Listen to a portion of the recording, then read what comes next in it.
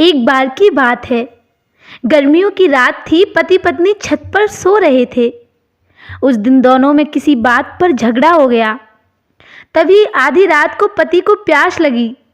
मटका भी छत पर ही रखा था, तो पति ने उठकर पानी पी लिया। और जैसे ही वो सोने के लिए घूमा तो देखा कि उसकी पत्नी उसे गुस्से से देख रही है। वो बोली, आपने पानी खुद क्यों पिया?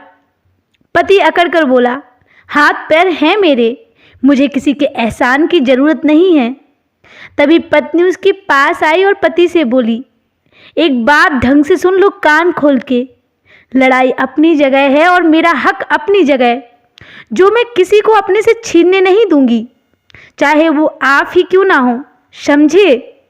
और आप जानते ही होंगे कि आपको पानी पिलाना भी मेरा हक है और मुझे अपने हक पूरे करने में बहुत खुशी होती है।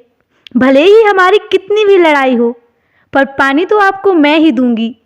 पत्नी की आंखें कहते कहते नम हो गईं।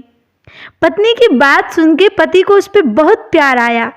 उसने प्यार से अपनी पत्नी को गले लगा लिया और झगड़ा भी खत्म कर दिया।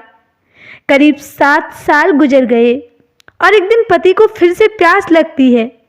वो पानी पीने उठता है और दीवार पर लगी अपनी पत्नी की खूबसूरत तस्वीर को देखता है।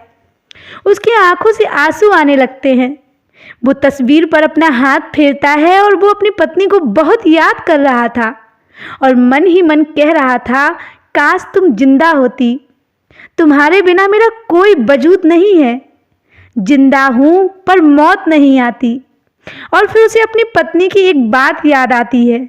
वो कहा करती थी, प्यार कभी नहीं मरता, हमेशा जिंदा रहता है, भले ही इंसान मर जाए। दोस्तों, जिंदगी में एक बात हमेशा याद रखना, कोई भी जो आपसे बहुत प्यार करता हो, आपकी कदर करता हो, तो आप भी उसे खूब प्यार दीजिए।